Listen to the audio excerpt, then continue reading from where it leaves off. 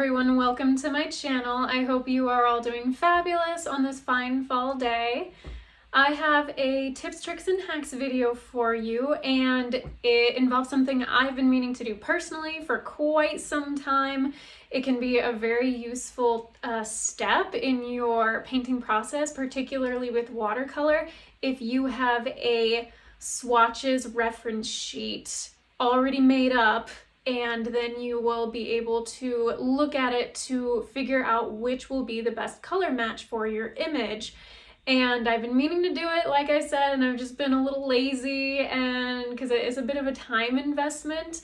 And yeah, it can be an important step, but one that people often skip, including myself. So I actually recently purchased a pre-made watercolor palette. The one I normally use I purchased an empty palette that had the pans for filling with paint, which I did fill with watercolors from a tube, but I purchased a new set that actually was pre-made, had the pigments already in the pans, and it came with a blank reference watercolor swatches sheet, which was great. It had the names of the paints on there, so you could then fill in the rectangles that matched with that name and know what your paints look like actually on the paper, because they look very different on your watercolor paper than in the palette. So that is what I am showing you today, me doing that. And it's like I said, it's a little bit of a time investment. It took about an hour, but it can be very useful for when you actually get to painting later on. So let's go ahead and jump right in. So here is the box that the palette came in. It's by Doodle Hog, which is a cute name. And again, I'll link to it in the description. So, oops, my palette was upside down. So it came in this lovely metal palette, and you open it up. There is a lovely cardboard kind of glossy printout. It gives you things about the primary, secondary, and tertiary colors, which is nice. And then just some tips about making washes, maintaining your paints, cleaning the brush that comes with it. So that's a really nice feature right there. And then I'll set that to the side. There is your watercolor paper, watercolor swatches sheet. So that is what I'll be filling in. It's so nice that they already had it printed and ready to go. Now I'm gonna open the palette itself, and it stuck just a tiny bit. It came with the nylon brush, which I have never used one of those before, so I was excited to try that out as well.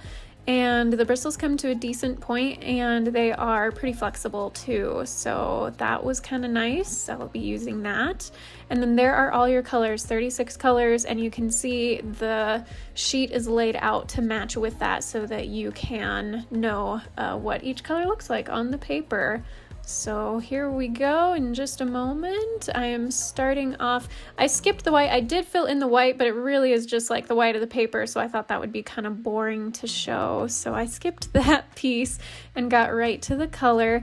I am starting out showing you in real time, so I have plenty of water on that nylon brush and really lots of paint. You don't want it to be too waterlogged. You just want quite a bit of pigment so you can smooth several lines along the top there, maybe not quite halfway down.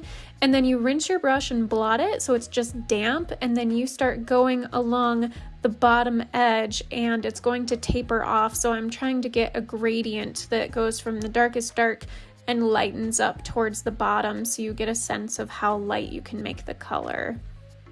One thing I noticed about the nylon brush was even after blotting and trying to get rid of as much excess water as possible, it was still quite damp. So that was kind of nice, but also if you wanted a drier brush, you would probably need to get just a regular paintbrush and blot things up even there. See, I needed to use a little towel. And I get smart later on, I forgot to use blue tack to secure the paper to my surface. So I do that at some point. I think after doing about 6 or 8 of these, I realized I need to keep this secure. My hand was starting to cramp up. But here's the second one. I'm keeping it in real time, and then it's going to time lapse really quickly just to give you a sense of what that looks like filling each one in. So again, I'm going in with pretty thick wet paint and sometimes needing to reapply, just doing a couple of lines worth, maybe about a third of the way down the top of the rectangle. And then I rinse my brush, blot it on the towel to get rid of the excess water, and then just go over that bottom edge, and it really is going to start fading as you go towards the bottom. You may have to blot your brush a couple times to get rid of the excess water, but it really creates this nice, for the most part, smooth gradient as you go down the square. So now after this, it's just going to be time lapse, so I hope it can just be kind of nice and enjoyable to just watch that come all together and each color fill in at a little bit of a faster pace. So enjoy watching.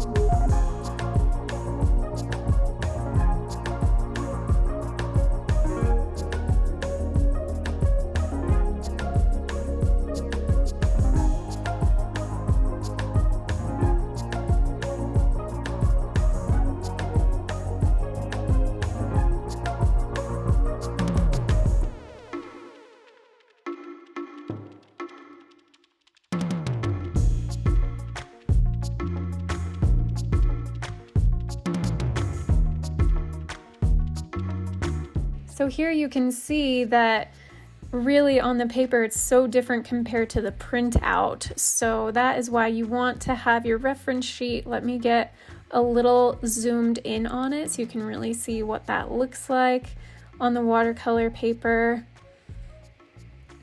And there you go. Now you can use that for future paintings to know what your colors will look like.